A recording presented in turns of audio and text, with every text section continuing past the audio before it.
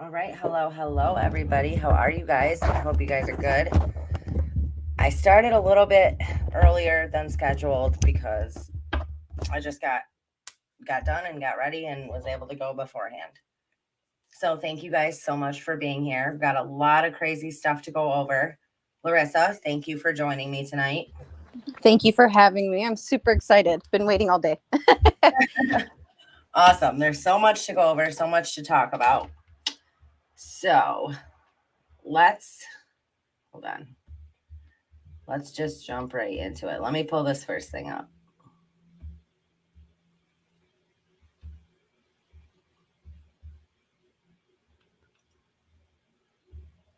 Okay. Now I've talked a lot about before about how do I want to say this? False flag events, about things happening and things being set up. Well, I found this um interesting. I found this on Twitter and it was posted on Craigslist and it says crisis actors needed in West Palm Beach. We are a government contractor with 15 years of experience working with county, state, and federal agencies to ensure the safety of civilians by conducting simulated crisis events. Crisis scenarios may include, but are not limited to, situations involving natural disasters, tornadoes, floods, hurricanes, terror scenarios, militia, extremists, and then it goes on and on. I find that now, this was a couple of days ago. So this was found 3 days ago and it was posted 2 days before that. Now, I would not be surprised if we kept our eyes and ears open if something big is not going to happen in Florida, in West Palm Beach, where they're doing this scenario. I mean, isn't that crazy? I mean, I have a small photo here, so I'm trying to look at it. But like I guess I'm kind of confused on like what do you mean by like crisis actors are needed? Are they trying to like have people acting for fake scenarios or like I Yeah, don't know, maybe you can explain it to me. yes. So what they'll do, like, I can't. I got to be careful here. Yeah. So what they'll do is they'll have this event planned, right? Mhm. And it'll come off to us as it's a real legit thing. It'll be this big, huge thing. It'll be this big story on the news. And it and they hire people to play these parts, to play the victims, to play the concerned parents, to play, Oh, whatever roles need to be played to make this scenario come across to the people. wow. Okay. Yeah.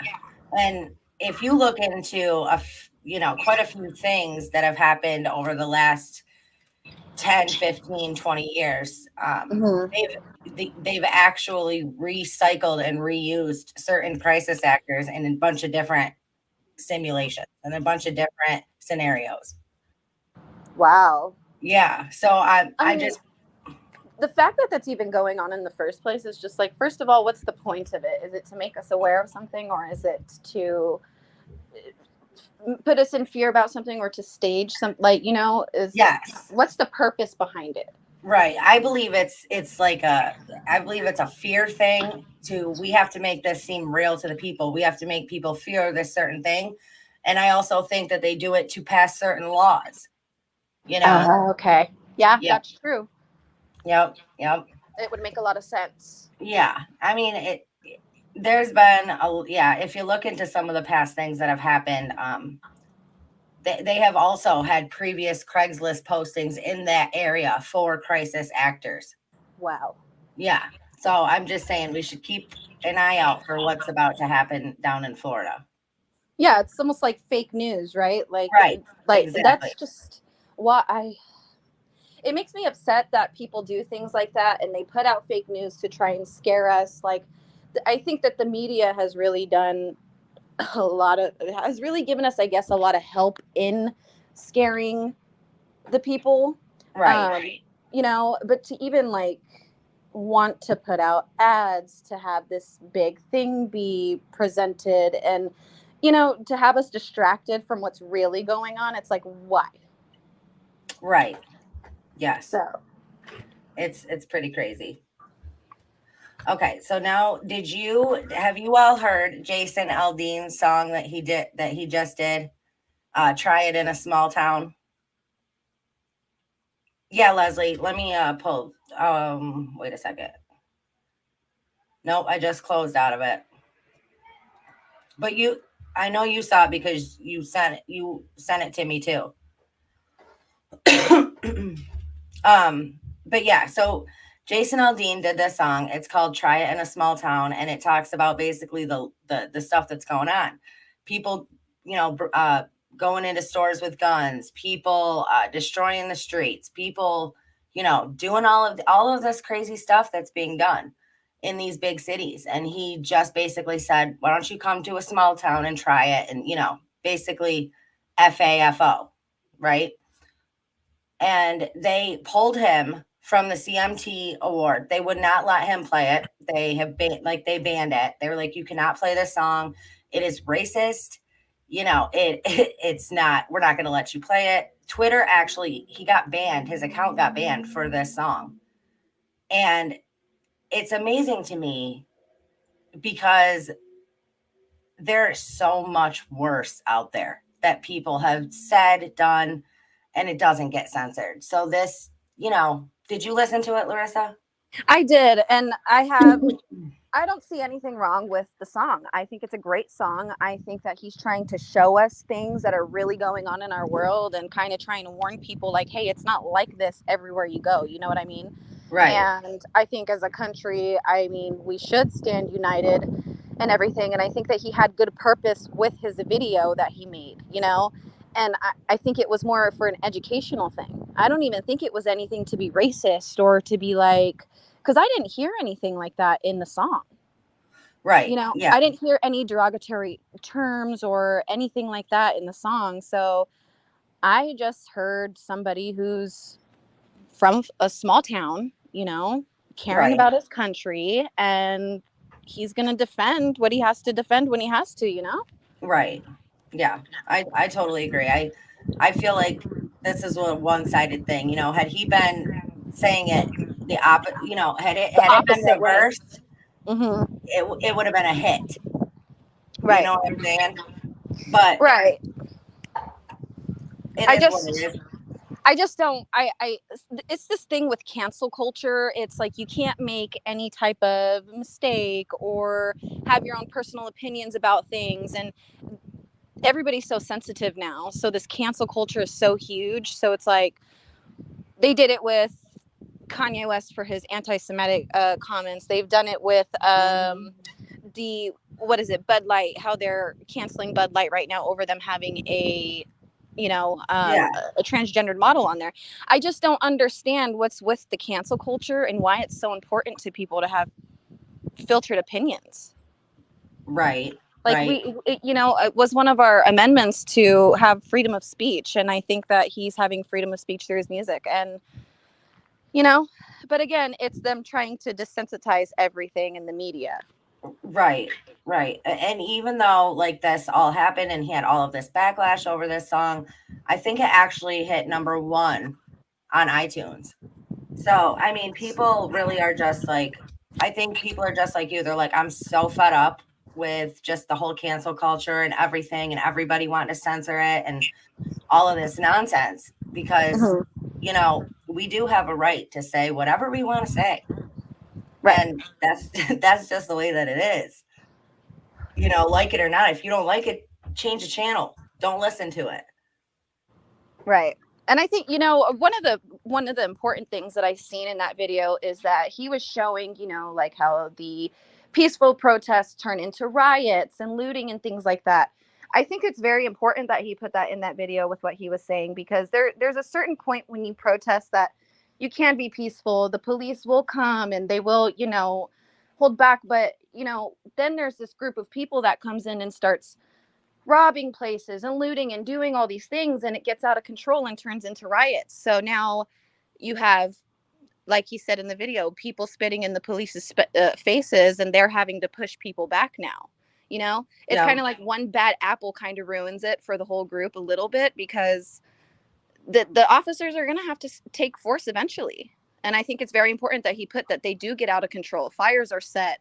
um Oh yeah, it gets there's crazy. people being assaulted, shot at in these protests and things, and I just think that the video was very powerful. Yeah, I do too. I really liked it. I was, really bummed that they acted the way they did about it, but it, Yeah. it figures. It figures they would. Yeah, definitely. So have you, I saw this video earlier and I was laughing so hard I was dying. Have you been following the Carlee Russell case at all? Oh my gosh, yes, I have. Okay, well, I didn't. Like, I had heard about, I'd see everything about it on Twitter, whatever.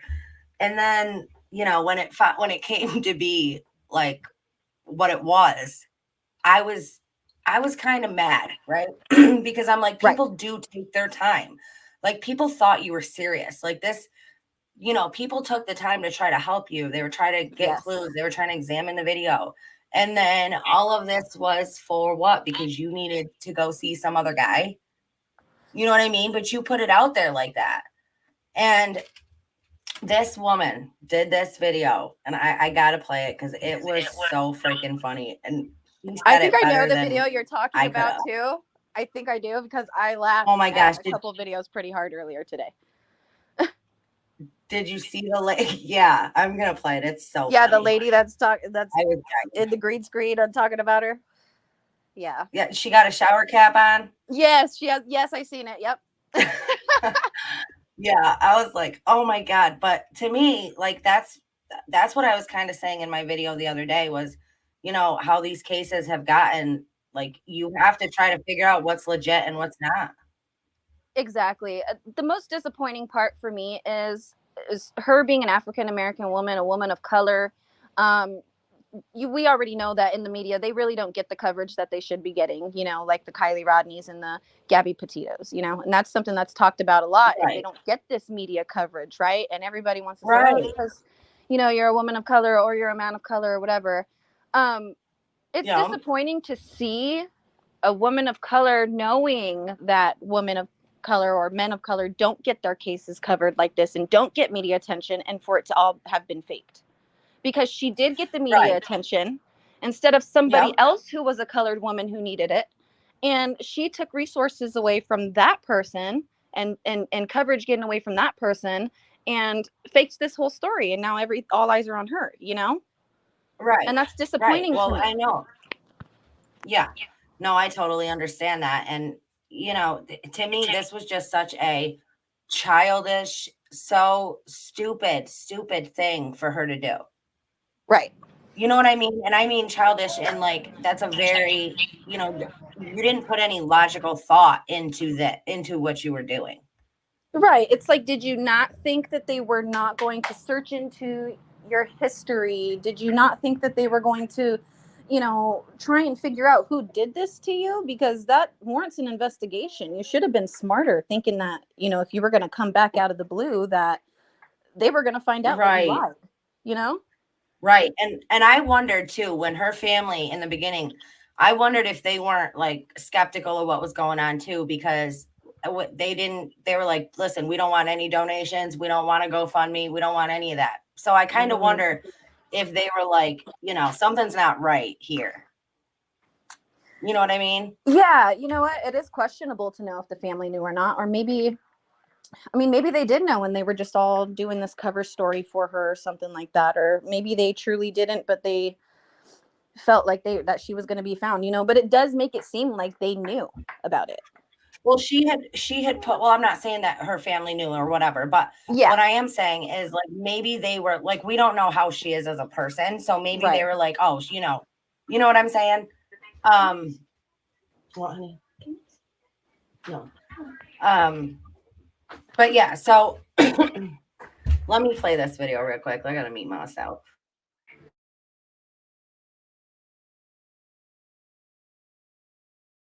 Carlee, bitch, you was lying this whole motherfucking time. You got me on here acting like I'm Oprah Winfrey hoe. Bitch, I done peeled off every single one of my lashes hoe because I'm so stressed out about you, bitch. I'm talking about I keep watching the highway footage. I just swear up and down a midget got you in a headlock, bitch. But that's really you going in your back seat to get the snacks from Target, bitch. Bitch, I done called my grandma about you, hoe. I done told my grandma to create a prayer circle for you. I really was worried. Then you done stole from your fucking job. You done put the money in your sock. Bitch, you done rolled up to your mama's house butt ass naked, but you got some money in your sock. Telling some the kidnappers gave it to me. So the kidnappers gave you a parting gift. This why they don't believe us when we be missing, bitch. It's really people out here that need fucking help and you wasting our time because you trying to make a nigga mad. You finna piss me the fuck off, Carlee. I really made a video about this shit. I don't be speaking on nothing, but I spoke on your lying ass. And you had to be from Birmingham, too. Carlee.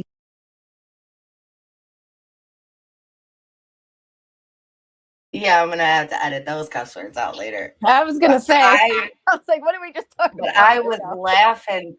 I was dying when I saw it. She's like, I done called my grandma about you. Oh, she's hilarious. She was just so on point. She did not mess up not one word and have to like go back and try and fix what she said or nothing. She was on it. She seems like she rehearsed that video, or she was just really pissed about it.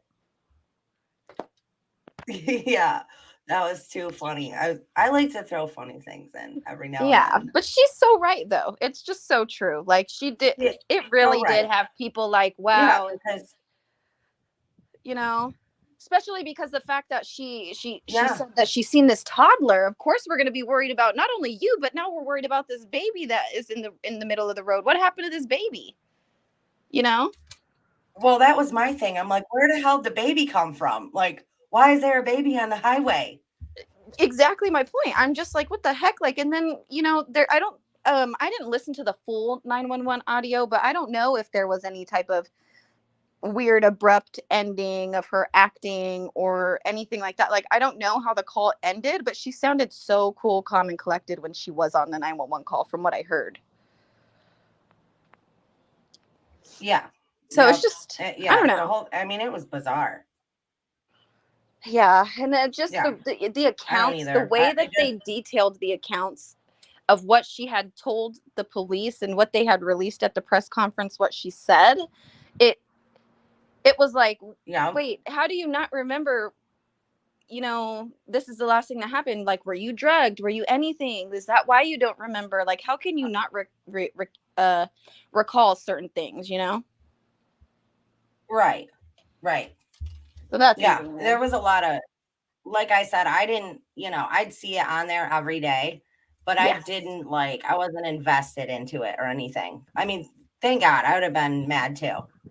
Oh yeah. Oh yeah. I that's what I said though. Like it's super hard with some of these cases because just nothing makes sense. Right. So do y'all know about the Hollywood strike that's going on?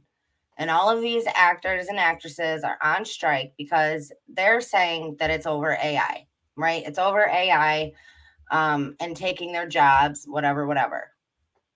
My opinion, and I have done research into this, but my opinion is that they are about to be exposed. A lot of people in Hollywood, I believe, are about to be exposed because they're also involved in trafficking. And I believe, now, not all of them, obviously, not every single one of them, but I believe that a lot of them are. And I think that they know that with all this stuff that's coming out with the Sound of Freedom and how now everybody wants to look into trafficking and all of that, I think that they know their time is limited before these videos and these things get leaked out. And I think that what they're doing is they're going to say, when stuff does come out, they're going to say, oh, well, that's not real. That's fake. That's AI. That's not really us, blah, blah, blah. I believe that that's what this strike is all about. Now they're all claiming that it's, over AI and money and them not getting paid and their jobs being taken over by robots. A, they have not been fired.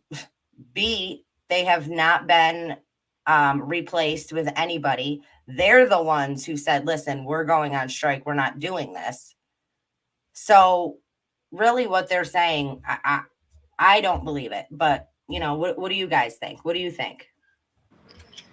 Well, I did see I did see Susan in the comments say Mel Gibson's been outing a lot of them. So I am just worried for him because you know how that stuff goes when they start outing people and things happen. Right. So that's a worry. But After researching it today, I it's funny because I've been hearing about the Sound of Freedom video, or movie or whatever it is, and I've been hearing what that's about, and I just think the timing of that movie or documentary or whatever it is being dropped on top of all of this AI strike stuff that they're trying to do, it's all coming together, if you get what I mean. Mm-hmm.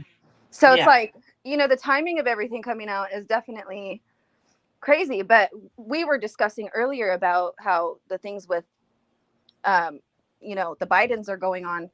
And if they could do it to him, they can out anybody. But of course, like you said, Oh, I right. think that the AI thing definitely is a cover, because AI, it does look real. It does look real. Right. And so I think it definitely is one of the other Hollywood cover-ups that is happening. I think there's definitely going to be a lot of stuff being put out, especially since like stuff on the Bidens is being put out. I think that, Mm-hmm. Mel Gibson is coming out, with things and things like that. And I think things are going to get exposed and things are going to get messy, and there's going to be a lot of celebrities we didn't expect, going through these things in the next Right. couple months. Right. Yeah. No, I totally agree. And I mean, yeah, to think that, just they've gotten away with it for so long that with all of this stuff that is coming out, and now so many people are realizing how big this industry actually Mhm. is. Yeah, I think a lot of people are just gonna, put shit out there, and it's gonna get exposed, and that's what needs to happen, I believe. Right. And it's like when you look at the industry So as a whole, and you look at like child stars, for instance, kids who start young in the mhm, industry and they go through, and then look at all these child stars that have had issues with addiction and issues with mental health and things like that. And they've come forward and nothing's being done about what they've come forward about. So imagine how that makes them right, feel, going through all that stuff as a child actor, thinking that you're going to have a career for the rest of your life, doing something that you think you love, that you wanted to be in, and it's being stripped away from you. And this is how you turn out from what the industry has done. They're being oh these yeah, kids are for being sure. exposed at parties at 16 years old, and younger. These Disney parties or these Nickelodeon parties. I've watched podcasts of child stars, and they are talking about how they did their first drugs at these industry parties for Nickelodeon Oh, and Disney. absolutely. Like, Yep. wow. Yeah. Elijah Wood actually has talked on that because he was a child star. And Yeah. he was in movies from like the age of, he was really young, like 5. Macaulay Culkin has come out. Yep. I mean, Justin Bieber, the stuff that happened to him. I mean, they're grooming these kids from the freaking beginning, Amanda Bynes, and Miley then, Cyrus, everybody. Yep. oh yeah, everybody. I mean, it's crazy. And I think it does need to be, it does need to be exposed. And these people are sick, Yep. when is it going to stop? It has to stop sometime. The cycle of evil has to stop. Yeah. But if you, Yeah, Sammy sometimes King, Drew Barrymore. you think about it too, though, like if say that the industry is exposed the way it's exposed, and things are done the way it's done, what is the future for movies and TV shows after that? I know I not know. all actresses and actors are going to go through it, but I'm sure there's going to be big ones. And what happens after that? I'd be Right. really I know. curious to see. Me too. I've thought about that too. Me too. All right. So let me play this little clip. This is Fran Drescher, you'll remember from The Nanny. So this is her talking about the strike.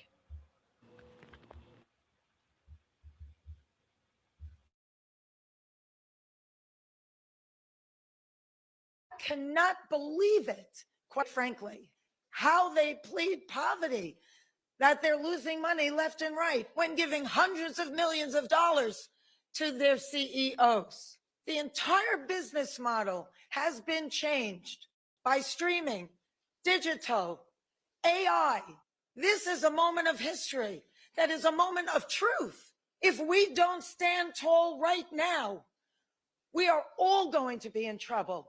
We are all going to be in jeopardy of being replaced by machines. So the jig is up, AMPTP. We stand tall. You have to wake up and smell the coffee. We are labor and we stand tall and we demand respect and to be honored for our contribution. You share the wealth because you cannot exist without us.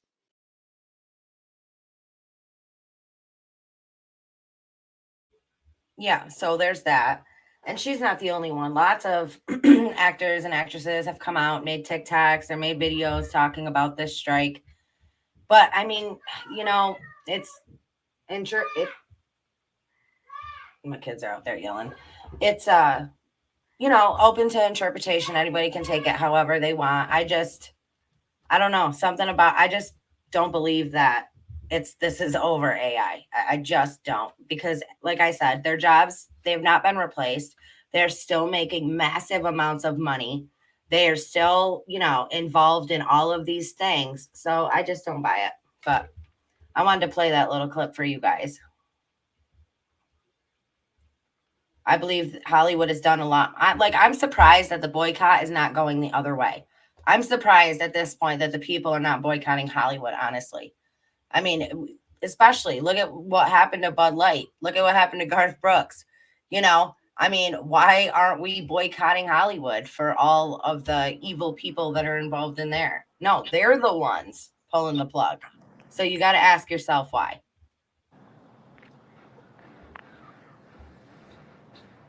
Ooh, someone said Tom Hanks. I was like, oh, my heart hurts for that one. Oh, yeah. Yep. That's a sad one, but it's like, man.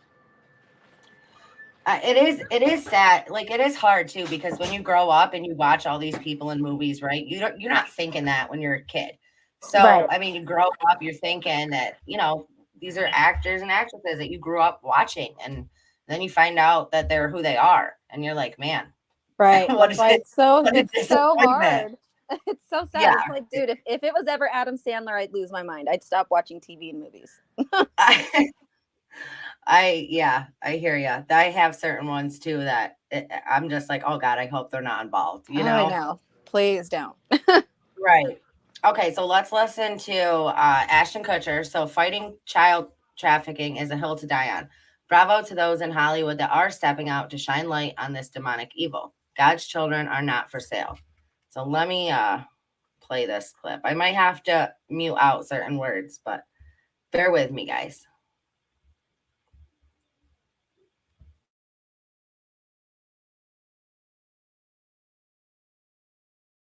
My day job is as the chairman and the co-founder of Thorn.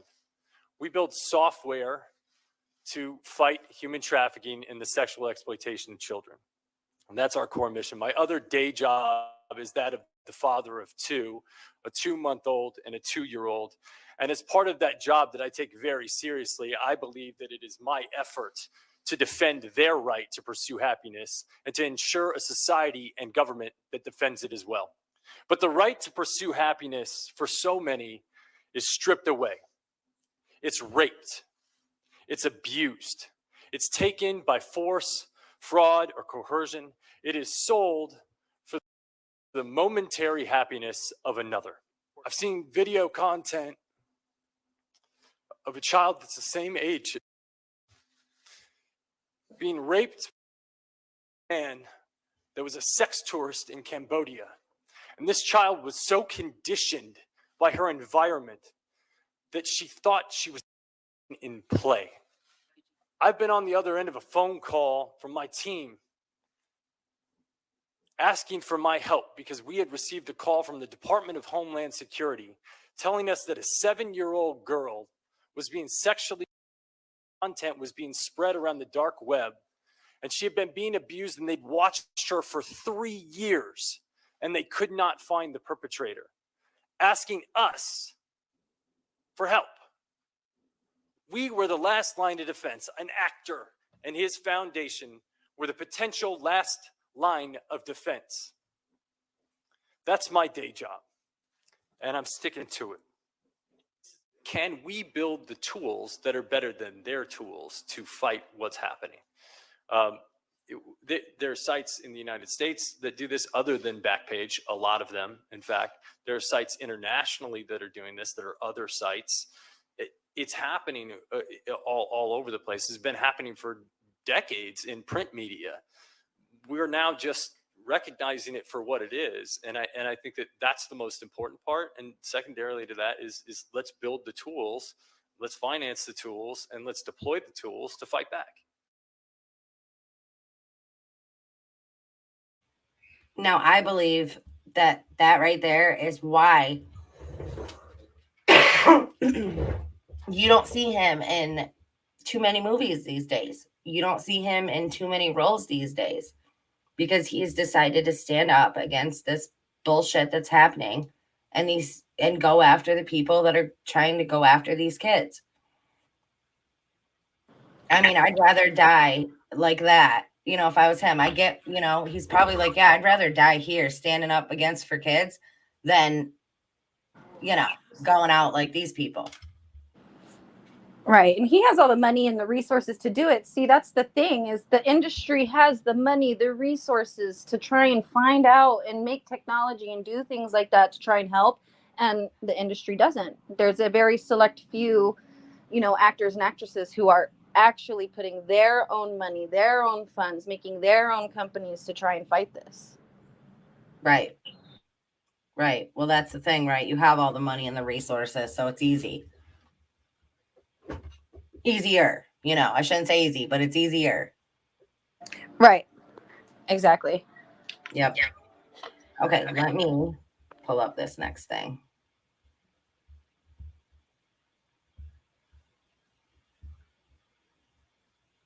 Okay, check this out.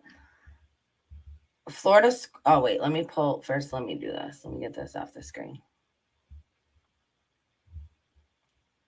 Florida school shooting reenactment set for August 4th using live ammunition.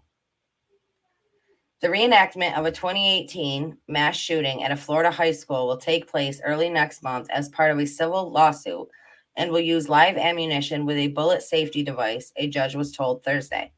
Circuit Judge Carlee Russell endorsed an agreement reached by attorneys for victims' families and former Broward Deputy Scott Peterson to conduct the reenactment August 4th at a 3-story classroom building at Marjorie Stoneman Douglas High School. And ballistics expert for the family's former FBI agent Bruce Koenig testified that live rounds make a different sound than blanks. A key issue in the lawsuit is what Peterson could hear during the shooting on Valentine's Day 2018. You want to imitate the situation as close as possible. Blanks, he added, are almost as loud, but there definitely is a difference. What do you think about that? They are reenacting a school shooting in a school building, in the school that it happened. I mean, I think that's bizarre with live ammunition.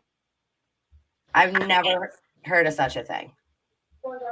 I don't like it at all, actually. I feel like that can be triggering and traumatizing, and it can bring back the memories for people who see it, watch it, hear about it, you know. But the fact that they're doing a reenactment of a school shooting in a school that it actually happened in, that's heavy to me. Isn't that insane? That's just, I don't know where people would have got the right mind to say, hey, let's go do a reenaction of kids being unalived in a school that it already happened in. It's that's bizarre. disgusting. I don't like that. Yeah, I don't like it either. I was like, you've got to be kidding me. I didn't even hear about that till just now, but I just think that's just like atrocious is the word that I can use for it, because that just makes my stomach hurt thinking about all of the bloodshed that was already happened there, and then they're just going to go and do it again. I just don't understand the purpose of reenacting it. Is it a training simulation or? Right. Well, they're saying that it's for a lawsuit to determine if the guy could really hear the shooting while it happened, because obviously the guy was saying he didn't hear it or whatever. But still, like I don't think that that's the reason. Like there has to be something more to it than that. Does it matter if anybody heard a school shooting or seen a school shooting if the school shooting actually happened? Right. You know, so what's the point of reenacting it? It actually happened in real life. Whether this person heard it, seen it, was in it, anything, it already happened. Yeah. You know, It- the lives have already been lost. You can't, you know, bring them back and everything like that. What's the point? I just don't see the point of it. Yeah. It's so I was like, wow, in the school that actually happened, and they're actually going to use live ammunition and replay this whole thing. Like, that to me is too weird. It's like, I've even looked at those bulletproof backpacks to send my son to school. Like, I hate that my son has to go to school sometimes because it's so scary not knowing if somebody's going to walk in with a gun or, you know, do something. It's already so triggering, and I've never even experienced it in my real life. I've only seen it on the media, Right. you know, and just to know that the thought that I have kids and they would be, you know, possibly in that situation, I can't. I don't like that topic. No, this is no joke. True story. My son was 6 years old at the no, he was 7. He came home from school one day, and they didn't. Let me tell you this: they did not even notify us parents that this was going to take place. So they did a live action drill, a live action shooter drill in my kid's school. He was 7 years old. They freaking actually have somebody dressed like a bad guy carrying guns that come into the school. The teachers both, you know, shut the doors, lock the doors, and then they had the kids hide under their desks or hide under a table. And they have my son was telling me they have the bad guy that comes and you see him through the window, and he's trying to get into your classroom door. And the kids were so freaking terrified. And when my son came home and told me this, I was so freaking livid. I was at that school that next morning, first thing, and I was bitching the principal out because I was like, what the hell is wrong with you? Traumatizing these kids like that. Like, they thought it was real. They don't tell the kids it's just a drill. First of all, you didn't notify the parents that this was going to happen. Like, I was so pissed. Like, I couldn't even believe that that's what they do. I would have pulled my son out of the school and changed schools. I would have been like, he is never coming to this district again unless you guys change your. Oh God.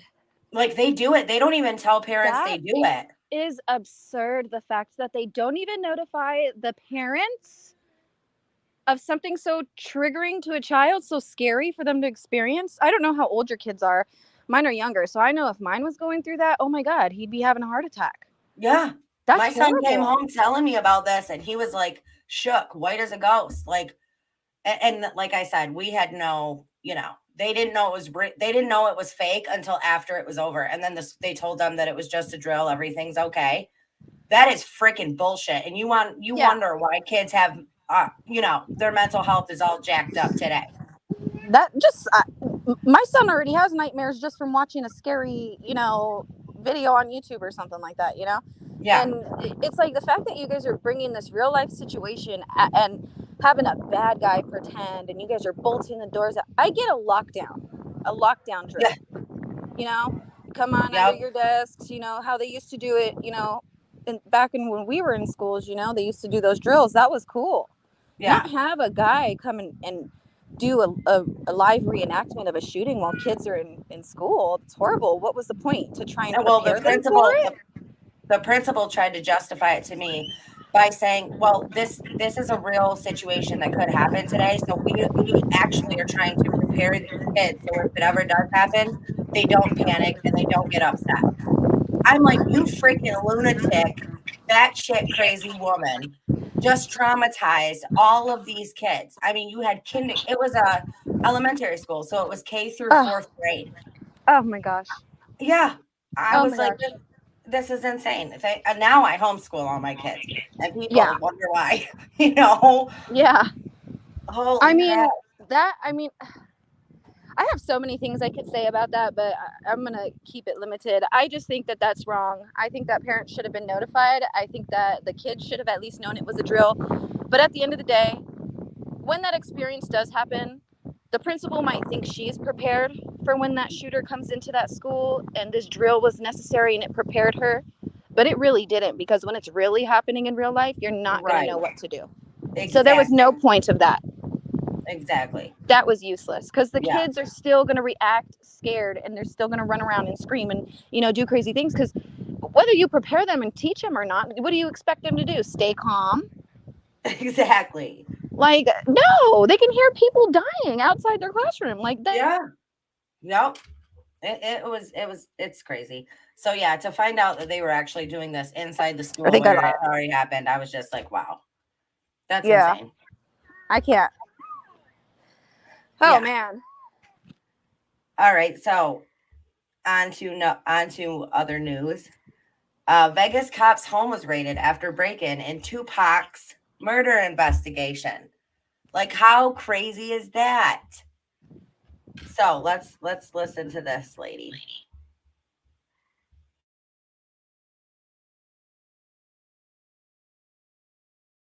And breaking in just the last hour, we are learning that Las Vegas police have searched a home in connection to the murder of Tupac, a murder that's gone unsolved for nearly 30 years. He died, remember, at the age of 25 after being shot in a drive-by in Vegas. You're looking at some of that old footage here.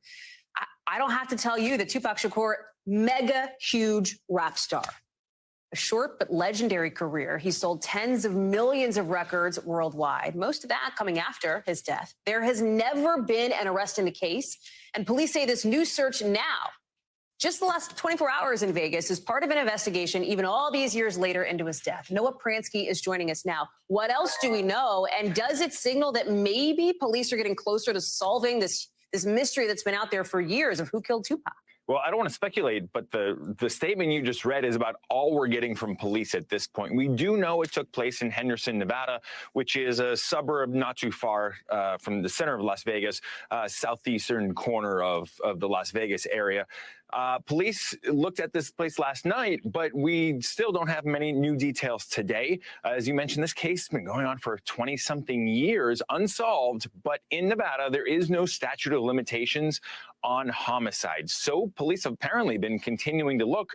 It seems like maybe there was some new lead. And Hallie, you know, you look back, there were a lot of police involved in this from Nevada, New York, California. We were talking about East Coast, West Coast rivalries, gang violence. There was a lot of reasons that maybe this case never got solved, but I'm sure a lot of folks crossing their fingers today. You know, I feel like we would be remiss not to talk about, when you talk about the death of Tupac, the conspiracy theories that have surrounded his death too. There's been this whole thing like, is Tupac still alive, et cetera. I can only imagine that this search from Vegas police could reignite some of that talk. Yeah, he's out on a beach chilling with Elvis and some of those other mysteries. But the conspiracies are prevalent on this case. There's a lot of talk about that he survived the shooting. He survived this assassination plot. A lot of people believe he was been hiding all these years in Cuba or Malaysia. His family, his old bodyguards, record executives, they've all leaned into this. And the end result is that it sells a lot of Tupac records. So we'll see what this does. But I'll tell you one thing, you can expect Tupac songs that jump up the lists this week.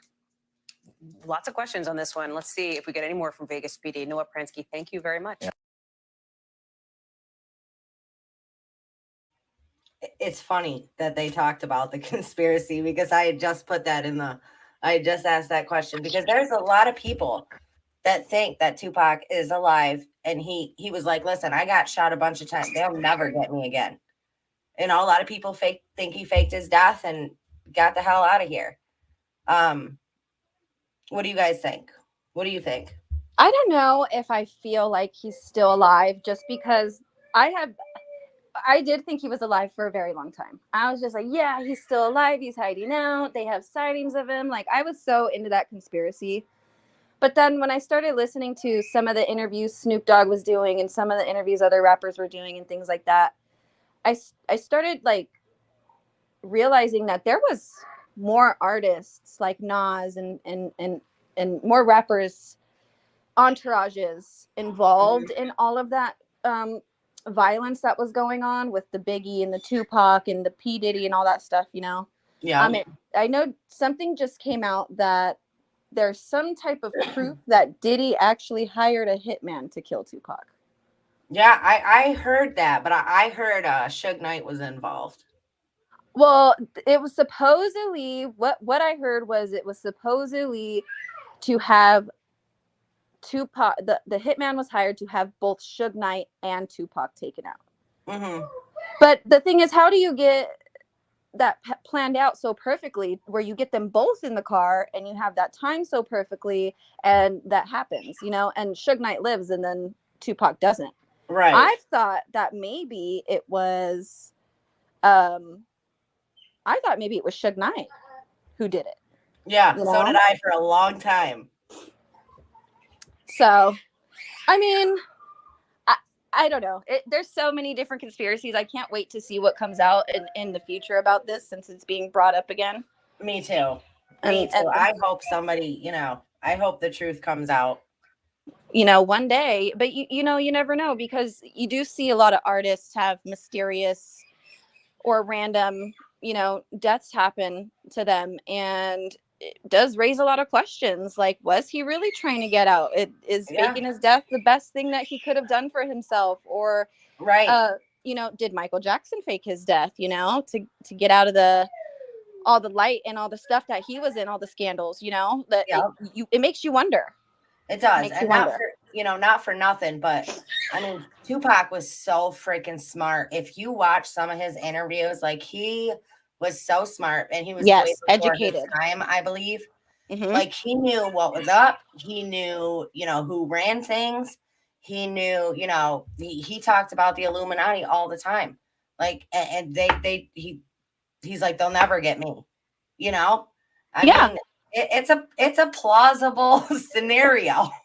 It really is. It really is. You know, because it begs me. It leads me to the other rapper, Nipsey Hussle, that was shot in front of his store.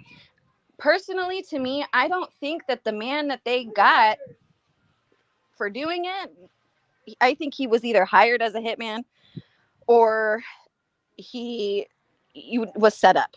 Because if you know any of the backstory between Nipsey Hussle and this doctor that found the cure for cancer, this doctor that found the cure for cancer had been talking to Nipsey Hussle. Nipsey Hussle was planning on putting a documentary on it. He was working on it, trying to expose the fact that there is a cure for cancer, that this doctor found it. He knows what to do. Yeah. Both of them are now dead. Yeah. So it makes you wonder, right? All the conspiracy type stuff. Oh, yeah. And I believe it. Like, I believe that, people shouldn't be so closed-minded, because don't think that things are too far-fetched to be real, because in today's world, listen, you couldn't make the shit up that happens in real life. You know what I mean? Yeah. So to say, I mean, there's too many coincidences. Right. Oh, Kristen, thank you for the super chat. Cece's in the house. Ooh, I love me some Cece. There's also there's this lady. Her name was Casey Esiak. Have you ever heard of her? No, I haven't. But the name sounds familiar, but I don't know. I don't know. Well, she was a natural doctor back in the day. She had she had this tea. It was called Esiak tea. She had created it. It was literally killing cancer. So doctors got sick and tired of her, and they were like trying to shut her down or whatever. So they sent the patients to her that were terminal. Like, they had like 2 months left to live. They had a month left to live, whatever. She had gotten all of these patients, and she had given them her teas. She had done this over a certain period of time. I shit you not, that at her court hearing, because the cops went in, the feds went in, busted her house, because she was helping people. She was curing people's cancer. And she had all this research on all this natural herbal tea that she was doing it with. And the feds went in, freaking took everything, destroyed it, took it all, burnt all of her stuff, took everything from her. And she was in court one day, and all of these terminal patients that she had showed up to court and were like, listen, this lady's telling you the truth. We're walking miracles. We're alive because of this woman. And they freaking took her out. You know why? Because they wouldn't have made any money. That's what I'm saying. And that's like this. It's such a sad thing that everything seems to be led by money. Money equals power. And everything is driven by money. So like you could have a cure to save all of these people's lives, but they're not going to give it to us. Right. Because No. like you said, they're not going to make the money. And Right. It just bothers me because I have an aunt that passed of cancer. So like if there was a cure, I would have loved for her life to be extended a little bit longer because she was like the glue to our family, you know? Right. So for them to hold that, it's very frustrating. And I think that people should definitely be talking about that more as well. Yeah. No, I totally agree. Yeah, it's ridiculous. But if they can't make money off of it, you know. Yep, exactly. Well, so here is, let me see. Let me pull this up. Trump was he was at a showing for the Sound of Freedom. He is bringing awareness to help fight child with a private showing of the Sound of Freedom, which, by the way, just grossed over $100 million at the box office. And what's crazy is during his, as soon as they went to play the movie, the whole thing shut down. So they did eventually get it back up and going again, but let me, oh, crap. All right, I'm not going to be able to play that because they're going to copyright me. But he was sitting there with Jim Caviezel and Tim Ballard, and they were there for a private showing. Now, I have seen a lot of people say, well, something's wrong with this movie because why hasn't Trump said anything about it? Why hasn't Trump endorsed it? You know, what's going on? So I wanted to bring this up because we were talking about that. And then I saw this clip where he actually was endorsing it and he actually was at a showing of the movie. So I just wanted to point that out there to everybody because this video was brought to my attention. And hold on, let me pull it up here. Now, I know there's a lot of people that are going to go against this movie, you know, like the media. You got all these activists that want to go after this movie and go after the people in it. Now, some people will have their reasons for doing so. Others just don't want this movie out there. They just don't want this industry exposed for what it is, for actually how big it is. So I want to pull up, if any of you know anything about Tim Ballard, he was the actual guy that the Sound of Freedom is based off of. He was he used to be a CIA agent, and then he was the founder of Operation Underground Railroad, which is a big group that goes and saves these children from being, you know, trafficked. But there is question now. A lot of things are coming up about Tim Ballard. So I'm just going to play this and, you know, you guys can tell me what you think about it. We'll talk about it in a second after you watch this.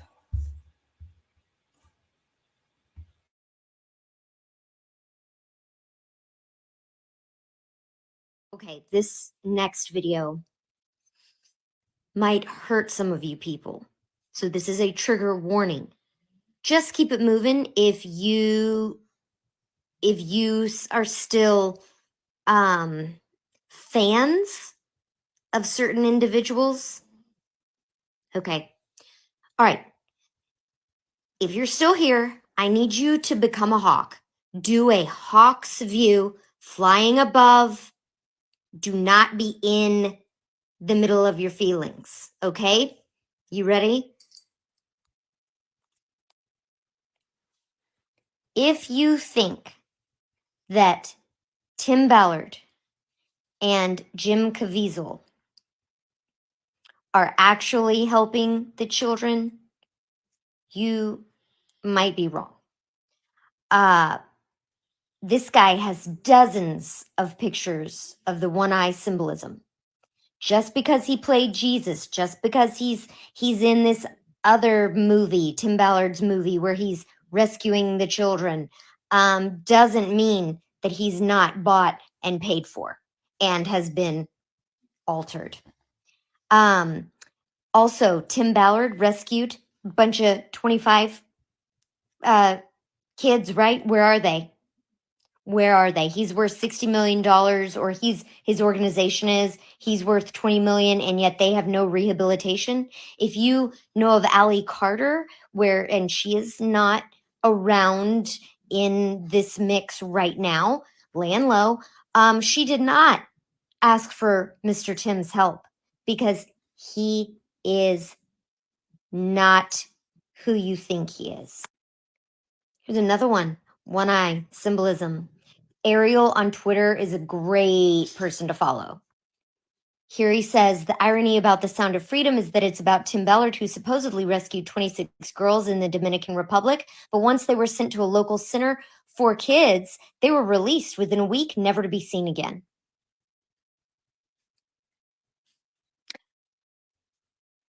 So why is this guy not posting about The Sound of Freedom? Why doesn't Tim have any rescue operations in America? Why does Tim block people asking questions about kids he never saved? Why does Tim refuse to expose NCCA who lost the 26 kids he rescued? Also, Mira Sorvino is in The Sound of Freedom, and she dated Quentin Tarantino. You just heard what Quentin Tarantino thinks about little girls. Not that she is bad. I'm just saying it's all mixed together. Okay, now my thing on this is, yes, DS. Let me pull up your comment. Oh, wrong one. I don't know what to think. It seems like she's trying to sabotage this also. See, and that's where I stand. That's what I'm trying to say, is there's some people out here just to sabotage the movie because, for whatever reason, they're trying to sabotage the movie. Give the person a bad name, whatever. On the other hand, how many times have we seen where we thought somebody was a good guy that was doing good things, and then we learned that actually they were doing the same bad things that they were claiming to expose in the first place? So I'm just saying it could go either way. I just want to be open-minded, and I want to give you guys both sides of the story so you guys can form your own opinions of it. You got anything you want to add? I don't know how I felt about that. I agree with a lot of what you said was, it's hard to trust all these people and, whatever, because things do end up coming out and whatnot. But it did seem like a sabotage a little bit. It's like, what was the point of you bashing it? You didn't say anything positive about the movie. Right. You didn't say anything positive about it on how it was bringing awareness to the subject or anything like that. You just totally bashed the person who it's about. So that's just weird. Right. No, I get that. And look, Sammy Jane said, look at Oprah. She started an orphanage in Africa where bad things happened to the girls there. And look at Africa. Look at Oprah endorsing that spiritual healer who was sentenced to 99 years in prison for girls and was into a baby selling ring. You know what I mean? Like, that's what I'm saying. So I just say, look at it, get your information from both sides and then form your own opinion. Right. But then at the same time too, like, you also can't trust everything you see on the internet. Like, Right. This lady, who is this lady? Do we even know who this lady is, where she's from, what she does for, we don't know anything about her. She has no verified credentials to be, reporting on this. She could just be someone random who heard something, and is on a certain side and just her brother to bash it. Her brother could be for all we know. Right. That's what I'm saying. So that's why I'm just like, you can't even trust everything that you see on the internet. Do your own research. Right. That's what I say. Yep. Do your own research and then form your opinions based off of what you learn. Right. Yep. I agree. And fight for what you believe in too, because you do have to, if you're going to have opinions about something, you really got to believe in that and fight for what you believe. So that's just me. Yeah. No, I'm a firm believer in standing up for what you believe in. Yeah. And, whether it's popular or not, whether people are going to like it or not, it is what it is. Right. Yep. Okay. Let me pull up. Oh, here. Yeah, like this. Okay, let me pull this up. turns out the Bloomberg writer who hated the sound of freedom is a peace advocate. So let me mute myself. It's the biggest movie of the summer, and the left-wing media has nothing positive to say about The Sound of Freedom. The movie is now well on its way to making over $100 million at the box office, but according to the left, the film, which focuses on the child sex trafficking industry, well, it's nothing but a QAnon conspiracy. Some say that it bends the truth about child exploitation and it caters to QAnon conspiracy theorists. This film is being marketed to either specific QAnon believers or to people who believe all of the same tenets as QAnon, but claim they don't know what it is. QAnon concepts? Well, and guess what? It's not just CNN. Forbes, The Rolling Stone, and Yahoo are also fueling the so-called conspiracy theory narrative. And then there's this. Bloomberg and the Washington Post running this opinion piece, claiming the movie relied on, quote, tired Hollywood tropes. The writer admits, quote, Sound of Freedom isn't QAnon propaganda exactly, but it shows how closely QAnon propaganda mirrors common popular pulp narratives. QAnon propaganda. Let's take a look now at Noah Berlatsky, who wrote the Bloomberg and Washington Post op-ed we mentioned earlier that was picked up by most establishment media outlets. This guy is a prolific writer who has been featured by NBC, The Independent, The Atlantic, and Prostasia. Berlatsky wrote a story for Prostasia 2 years ago, claiming child trafficking narratives are misleading. If you've never heard of Prostasia, you're not alone, neither did I. But after looking into it today, we found out that it's an organization that claims to be introducing a new kind of child protection, all while relegating child sex abuse to a simple acronym, CSA. The organization calls for the removal of child porn on the internet, but they don't want actual laws that would punish anyone. Their amazing strategy, prevent the abuse before it starts. And rather than, quote, merely tracking down and punishing those who have already offended. What? Really? So we shouldn't track down the most disgusting people who walk among us. We shouldn't track down those who have sexually abused a child because the deed, well, it's already done.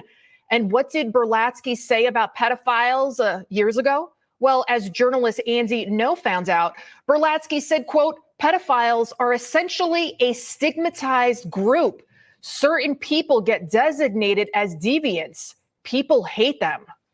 Wow, sympathy, empathy for pedophiles and hate? No. That's too kind of a word for anyone who abuses a child. What I think should happen to those people that abuse children, well, I can't say it right here on TV. Joining me now to discuss, senior editor for the Post Millennial and New York Times bestselling author of Unmasked, Inside Antifa's Radical Plan to Destroy Democracy, Andy No. Andy, you were part of this exposing Berlatsky. What do you make of everything that's going on, the way that the left is trying to silence the sound of freedom and say that sex trafficking of children is simply a conspiracy theory? I think if you look into the backgrounds of many of the people who are loudest in criticizing the message of the Sound of Freedom, or those who have legitimate and real concerns about child sex abuse and trafficking in the United States and other countries, you often find things that are, let's just say, problematic. It's no surprise that Mr. Berlatsky has taken the view that he did in the Bloomberg opinion piece, essentially repeating the smears that we've heard before against supporters of the film, that it's QAnon based on conspiracies and far-right tropes. Mr. Berlatsky was a spokesperson for Prostasia, an organization that I've reported on before. Prostasia does controversial, let's just say, research and advocacy on so-called minor attracted persons, otherwise known as pedophiles. They publish blog posts and essays. Mr. Berlatsky has written several of them, essentially in one way or another arguing or putting forth the idea that minors, children, are not always victim of sex abuse in cases where they are involved in sexual encounters with adults, because they have bodily autonomy. Some of them have the maturity to make that decision. There's a lot of euphemism in the language. And this rationality is actually also very similar to arguments used by trans activists for why transgender children should be able to be medically transitioned. It's this whole argument of bodily autonomy. Right, bodily autonomy, minor attracted persons, the fact that they use CSA, that's why words matter, and that's why it is so important to not use the left's language and to call it out for what they are. And the fact, like you just said about the trans, they have bodily autonomy. You wonder if this is just another step to saying, okay, well, if they have autonomy, if they can do whatever they want with their bodies and cut off body parts and take hormones, then yes, then they're able then to have the wherewithal to consent to sex. But we know that you can't have sex with a child because a child cannot consent. They are essentially raped. I think one of the most disturbing things that Mr. Belatsky has written, this was published on the New Republic, and he also has written a blog post about it for Prostatia, is that police are the biggest dangers to children who are involved in so-called sex work. And that argument actually goes against what all child safety advocacy organizations, experts on this say, which is that when children are involved in victims of sex abuse, if they're trafficked somehow, or they have are victimized, that it's really important to get law enforcement involved. And they're putting out this argument that is in line with various left-wing views, ideologies, that police is the enemy of people of color, sex offender registries are racist. This is also something Berlatsky has said. So Right. It's all packaged within sort of a leftist ideology that if you don't strip away sort of the euphemisms, it's going to go past a lot of people, actually. And you mentioned how this is connected to the trans whole ideology and issue. Leah Thomas, do we have that picture? She was photographed wearing a photo of a shirt that said Antifa Super Soldier, which is apparently the latest addition to her identity. And you tweeted this out as well. Does this surprise you when you found this? It doesn't surprise me. The current iteration of Antifa, because Trump's not in office, is to go after parents and women and critics of trans ideology. And a lot of them have done it very violently. And I call this new manifestation Trantifa. It's not particularly surprising to me that Leah Thomas would embrace that type of messaging, given that a lot of trans activists who have come out in support of Leah Thomas have also express support for violence, sexual violence against women, and even killings against people who are critical of trans ideology. Wow. Andy, no, thank you so much for all of your work. Your investigative skills are unparalleled. Thank you.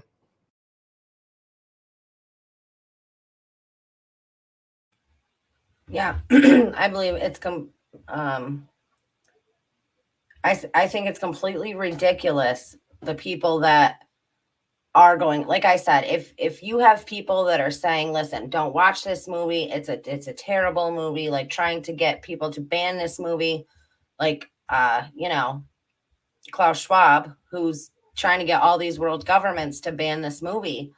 I believe it's because they don't want the information out there. They don't want people to know how big this is and how many people are involved. And I think if you are somebody that is, trying to get this movie shut down, there might be something wrong with you. Like, you may have a problem.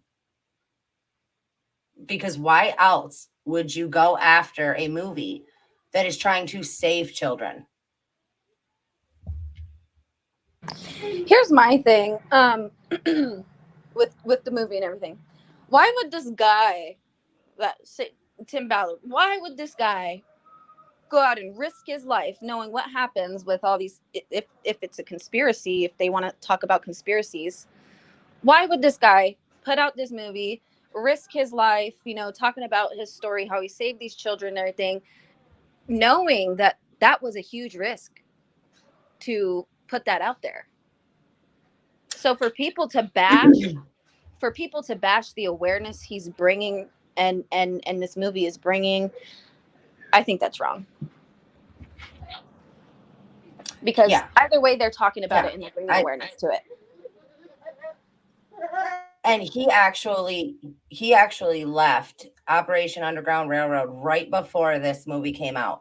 And people are like, you know, why did he leave? Like, what is going on? Why did he break ties with this group?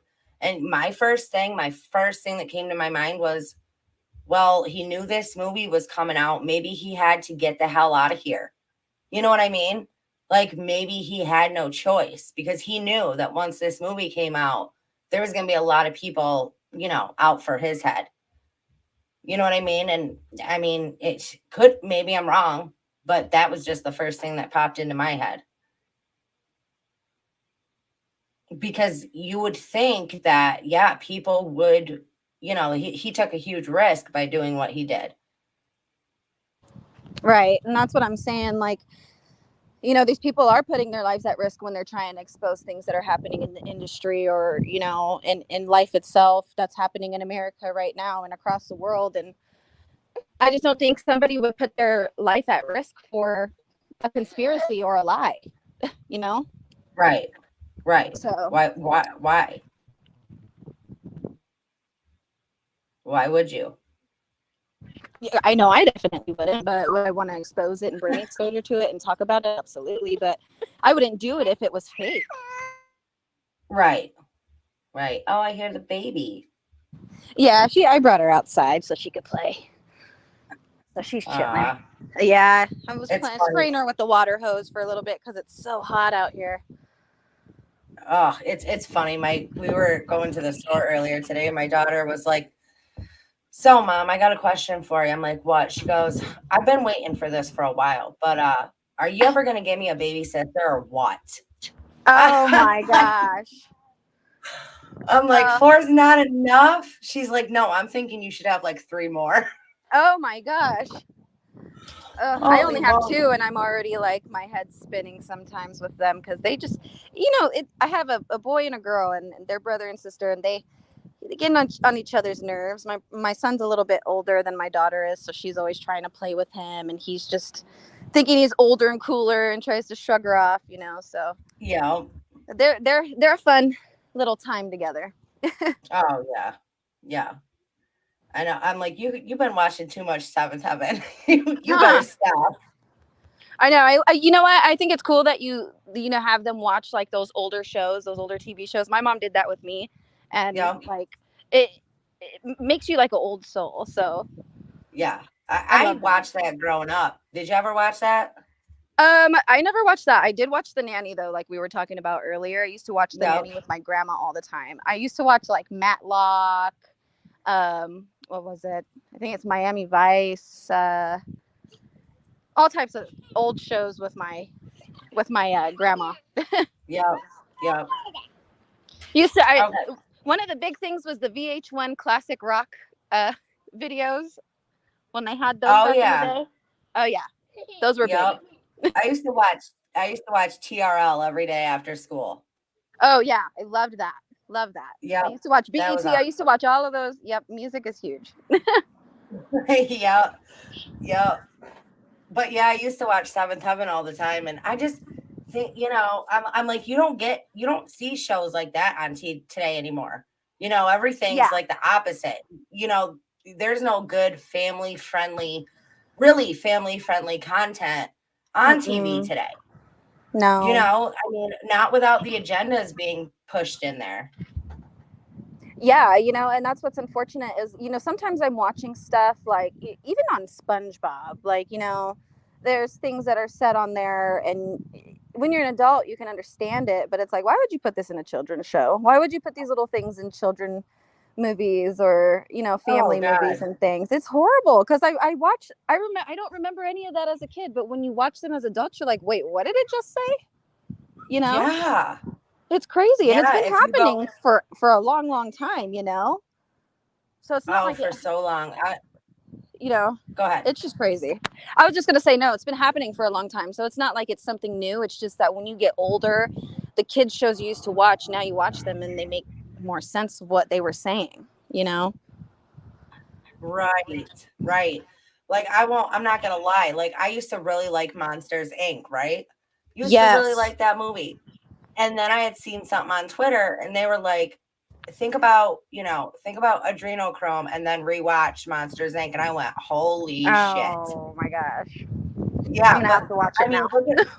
Look at all the Disney movies though that had all the subliminal messaging in there. Right. And we had no idea. Yeah. No idea. None of us would catch it. I mean, but our youth now, like, it just depends on how you parent, I guess. I know for my son, like, he's not going to have a phone, and he has very strict restrictions on the tablet when he gets to use it. It's timed and everything. But yeah. The thing is everything's being put out on social media now. People are pointing out everything. So these kids now are going and watching these things because they just seen something on TikTok or YouTube about all these subliminal messages. They go and they rewatch the movie and they can find it now. Oh, and now they're learning about it from Yep. social media. So now even the kids are learning about what's in the kids' movies. And that's unfortunate that even has to be a thing. Right. It really is. Yeah, it just ties It is. back And in with I the, tell my the kids, industry. yeah. My son, who's 13, just recently got his first phone, but it's very limited on what he can do with it. Like he's not allowed to have TikTok. He's not allowed to have any social media. Like he's not, thank God my son though is not one of those, not where I was when I was 13. Yeah. Right. So, and I think part of that is parenting, but I also think that part of that is removing them from school and removing them from all the toxicity and all the bullshit and all the, shit that gets introduced to them there. Yeah, I definitely want to talk about what's going on in the schools a little bit later, but that's crazy to me. I mean, I put it on my channel before, but wow. It's insane. Wow. It just makes you question, like, what are we sending them to school for? Are we sending them to school for an education? Or are we sending them to school to learn about LGBTQ and literature that has explicit content, words, and it's crazy. I just can't believe that. I don't know if you were following me back when I don't know if you were following me a while back or not, but I had done this one live and there was this place in Pennsylvania. I think it was Pennsylvania, and it was called the Rainbow Room. And it was like an after group for after school. So it was attached through the school and they called it the Rainbow Room, and they would send kids there. It was kids 10, 11, 12, I think were the ages up and up. So like the youngest was 10 and the older, I think they said the oldest kids there were like 20. And I'm like, that's not a kid. But anyway, so that was the age group that you had to be there, that you could go there. You know what I mean? Yeah. And they give these kids actual sex toys and like gave them all of this literature and all of these things to show them how to use them. And I mean, I'm talking so goddamn inappropriate. I did not mean to say that, but so inappropriate that I'm like, how is this legal? How is this legal? That's unheard of to me. I've never heard of anything like that before, that they hand those things out in oh my God, settings. You gotta, wow. I had showed pictures. I mean, you got to look it up when you get a chance. The Rainbow Room. It's insane. It's insane. Like, the thing is this, what's funny to me is I like how we have these boards of education set up where you can go and you can speak for 3 minutes in front of these boards of education and these courts and everything like that. And you can bring up the points about how your children is reading explicit books.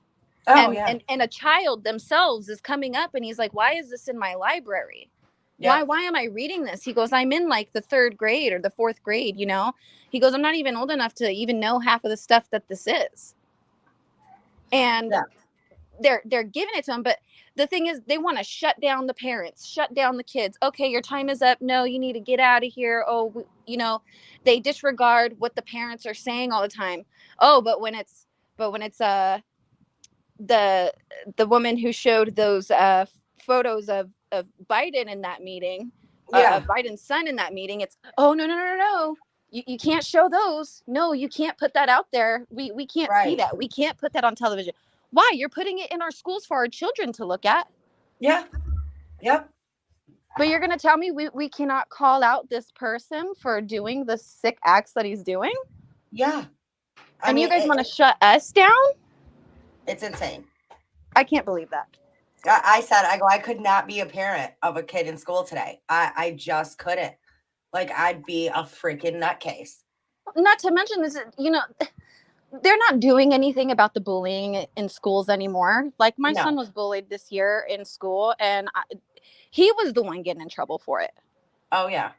Like, I'm sorry, but why is my son, what are you doing to reprimand the other children? Oh, we're just talking to them. Well, why is my son getting things taken away from him when he's defending himself against these kids, you know? Right.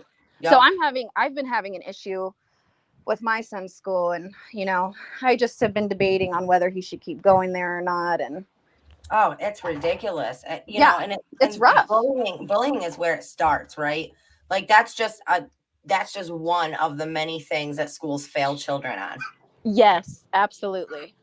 And you know, we as taxpayers, we don't send our kids to, we're supposed to be sending our kids to school for you to teach them their reading, their writing, their math, you know, help them excel, help them, you know all the things that they need to know.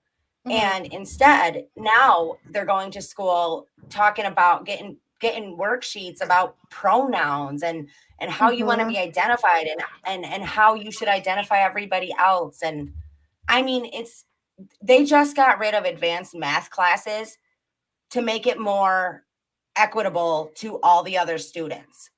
And it's like, then why is my kid busting her ass to succeed when you're just saying now it don't matter? You know what I mean? Yeah, it's like they're not doing anything useful in the schools anymore. I don't feel like, you know, they're not doing anything we're paying them all this money and they can't even get their own supplies.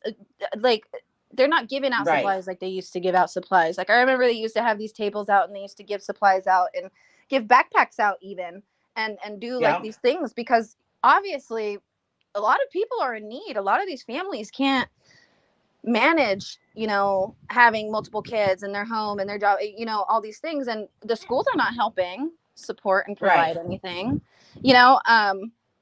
I talked with my son's school about trying to get him a counselor into the school because we were having so many problems with the bullying and everything else, and they said it was going to take a whole year. Oh my God. And I was like, a whole year? And they said, well, we can expedite it. And I'm like, well, why wouldn't you expedite it? You guys called me for a meeting to the school about my son's behavior. Come to find out that these kids know how to antagonize him and push his buttons from what his teacher is saying. And you guys are going to tell me he needs a counselor, but he can't have one provided for a year. That's insane. So what do you guys want me to do? Like, if it's going to take a year, what do you guys want me to do as a parent? I'm trying the best I can, but what are you guys doing? Well, the crazy thing is too, is they'll try to make it feel like you as the parent, they'll be like, well, if you're not comfortable with your son, then why don't you, you know, maybe put your son in a different environment? Well, my son's not the problem here, you dumb broad. Right. You know, my son is not the problem. So why is me removing my son the answer? So you can let these little, you know, jerk offs continue acting like they are. Right. And it's like, public school, I just feel like was a better place because, you know, it teaches you life lessons in public school and everything like that. I know I learned a lot from being in public school and how it is. And, you know, I learned a lot of life lessons from, you know, being there. But it was also, I hated school.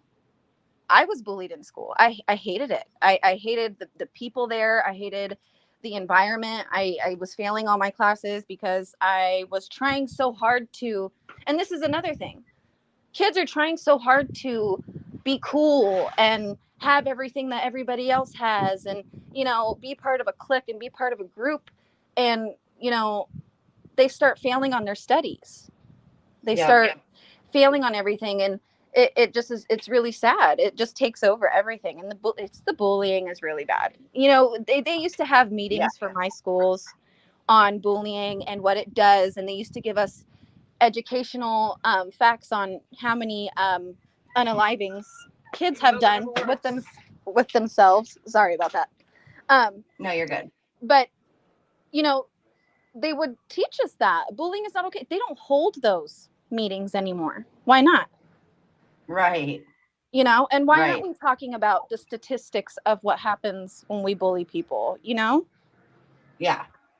It's I don't know. completely insane. Like, it's so hard. Like I said, it's a lot harder to be a kid now than it was in the 90s.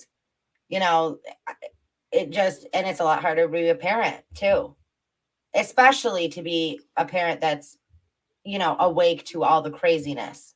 Right. Right. Yeah, because then it's just like you just see through everybody's bullshit, and it's so hard.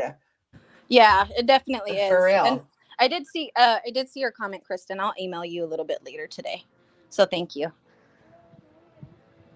Oh yeah. Yeah, that would That's be cool. great. Yep. Yeah, because it's been rough out here in the Yeah. schools. I can't stand what's going on with them. Me either. I really, really cannot. Yeah, I can't. And and I don't know So- how your guys' mental health facilities are there, but I know the mental health facilities here are not really the greatest, and they're not the most proactive in helping, and they take a long time to get you into any type of facility. So that's another thing that's failing too. Yeah. You know, we wouldn't have so But many. Go we ahead. wouldn't have so many people unaliving themselves if we would have better mental health systems. Right. And I also think that, you know, I mean, let's talk about preventative things that we can do to stop kids from even getting to that point in the first place. Right. You know, maybe if we didn't have maybe if schools weren't trying to confuse kids about every aspect of their life, Mm-hmm. you know, and pushing these agendas at schools, and then kids going home to parents who feel the opposite. I mean, it's going to give these kids issues. You know what I'm saying? It's going to draw a divide between the parents and their kids, and that's just going to make their mental health even worse because they're going to feel alone. I didn't even think of Well, that. my school's saying one thing, but my parents are saying the other. So, you know. Yeah, that's gonna I mean, cause a that's lot of why I say it's confusion. just school should not be talking to your kids about certain things. Like, that's not their job. It's not their place. I believe they're creating a lot of the mental health problems for kids today. Right. I mean, and hasn't it always been a thing in schools? You can't talk about religion and things like that. Well, how come we could talk about changing your gender and your pronouns and things like that, but we can't talk about different religions? You know? Oh, it's insane.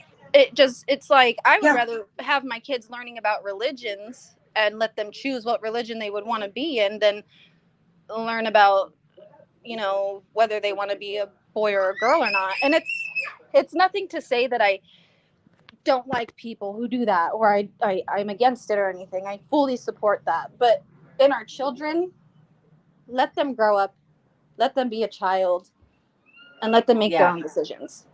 That's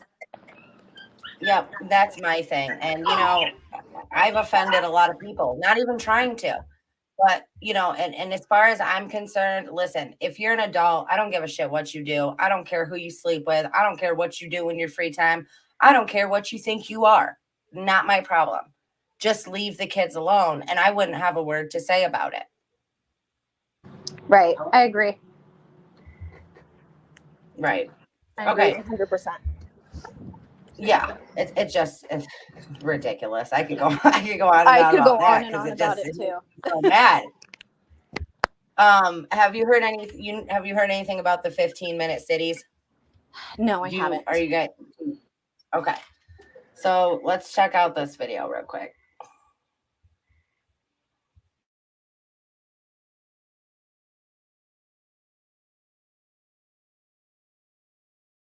A 15-minute city mean, basically a neighborhood where you can reach everything you need within a 15-minute foot walk, a doctor, grocery store, and so forth. However, if you now fancy another store and it does not happen to be in your neighborhood, you won't be going to that store anymore. Total control is what we're talking about. Once they decide you're no longer allowed to leave your 15-minute immediate area, they don't have to fence it in or anything. It will be done via digital ID. With the social credit system, kind of Something like maintaining that. compliance. Yes. And there's pilot projects already going on in Bologna. It's called the Bologna wallet. And in Vienna, it's called the Vienna token. It's voluntary for now. And it's only pretty much enticing people to get some ticket for a little less or something like that, to go to theater, something like that. But soon there will be a time you don't have a choice anymore. You have to have this digital green certificate, this QR code, whatever. And then they a 15-minute city meet.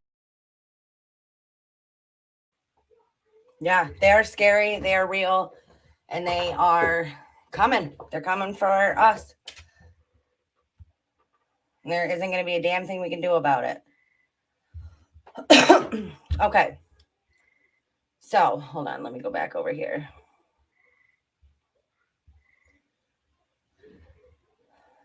If you haven't already, I dropped Larissa's link in the chat. Go ahead and go over and give her a sub and like some of her content. Awesome. Thanks, you, for dropping the link. Oh, no problem. Okay, have we lost the focus on what our priorities should be? Kiev in 2023, Philly in 2023. I mean, I don't, without getting into this whole Ukraine deal, because you could be in that hole forever, but without getting into the really, I mean, we're sending billions and billions of dollars. Let's just talk about the financial for a second. Billions and billions and billions of dollars to Ukraine when we can't even look at our streets, look at our cities. It's like the zombie freaking apocalypse out there, and nobody is doing a damn thing about it. I mean, that's crazy to me. That's crazy to me that anybody is worried about funding Ukraine at all when you have shit like this going on here. Oh, I have such big opinions on this. Do you? Do you look into that too? I it's not to say that I don't agree with funding other countries that are in need or anything like that, because yes, I think that that's okay. But at the same time, what you're saying is very true. If you go into the streets in LA, do you know how many people are flooding the streets and the homeless that don't have homes? What they're doing is they're giving these homeless people the equipment to do more drugs and stay homeless. Yep. Why are we handing that out, and why are we not making housing for these people? Why are we giving other countries our money when we're so far in debt? And we can't even help our own country, but we're going to go fund other countries? Yes. Please help your country before you can help other people. Like, help yourself before you can help others. Right. I don't know if you get it. Yeah. I don't know if you get into like to politics or anything, but Tucker sat down with Mike Pence the other day and said basically the same thing. Like, why are we giving Ukraine all this money? And we've got homeless veterans and all these homeless, our own American homeless on the streets. And his answer was, well, that's not my concern. Now, my problem with Ukraine is Ukraine is huge on trafficking. Huge. It is such a big place for trafficking. And I think they're using it as, I think that's why we're funneling money over there. We're laundering money over there. And also, a lot of our top people are involved in the trafficking that is going on through Ukraine. Maybe that's why they want to fund them. Yeah, I believe so. And I mean, it's I think, every time Zelensky comes on and he's like, oh, just give us some more money. Just give us some more weapons. We just need more money. I mean, it's like the biggest GoFundMe scam in history. Right. And it just makes me sick that, we're doing this and we can't even take care of our own people. our Yeah. own cities.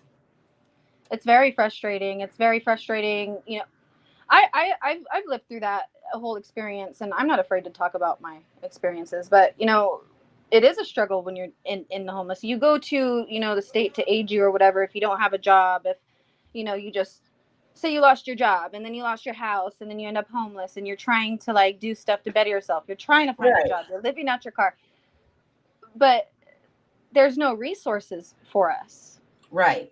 There's, oh, we can give you a hotel voucher and you can go stay in a hotel for the night, but you have to give back the receipt from the night before. You have to, then you can get the rest of your allotment, right? The rest of your vouchers. Right. Half the thing is they don't even give you enough vouchers to last a week. Yeah. Hotels to stay in now are like, in California, especially the area I live in, $200 plus a night. They're expecting us to spend $89 a night on hotel rooms to stay in while we get on our feet. Yeah. Like, I'm sorry. What about, you know, food? What about, you know, things for my children? Things like that. Why are we funding all these other people and not helping our own? I just don't understand that. It's very frustrating because I've been there. Right. It is. It's crazy. And you said it perfectly when you said, you know, listen, homeless, I mean, shit happens to people, but they don't give you any resources to help you get back on your feet. No. Like, none. And I it's mean, like, they it's have crazy. low income housing, but you know how long it takes to get low income housing? Years. Oh, yeah. The Years. wait list. Yeah, years. Yep. I was going to say, in New York, the wait list is like 8 years. And it's like, really? Really? Yeah. But you got all these billions of dollars to send to other countries? Yeah, I don't understand. I don't agree with that. I don't either. That's just another thing that's wrong with our society today. Yeah, exactly. Exactly. And it's just, there's so much. It's so hard. It really is. It's just very frustrating. Just, I think, especially if you're a parent, you know, everything that we've talked about in this live just kind of have a lot to do with like kids and things like that. So it is very frustrating to see how the world is and for you to have that fear for your children going out into the real world. Oh yeah. It's so scary. For real. It is. Mm-hmm. Yep, it is. Okay, let me so did y'all hear about the Pfizer tornado that happened at the Pfizer plant? Let's check in North Carolina. Let's see.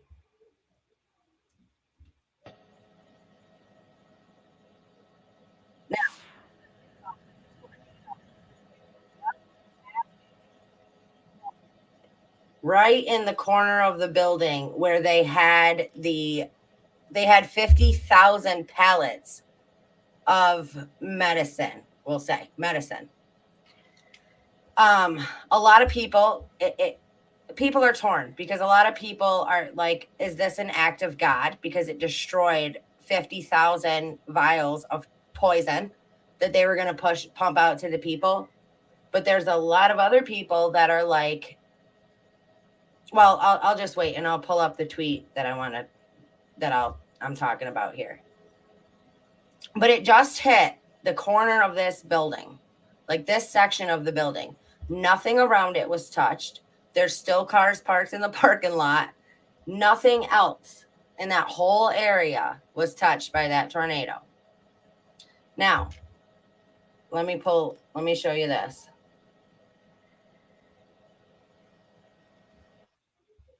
Hold on a second. Let me pull this up.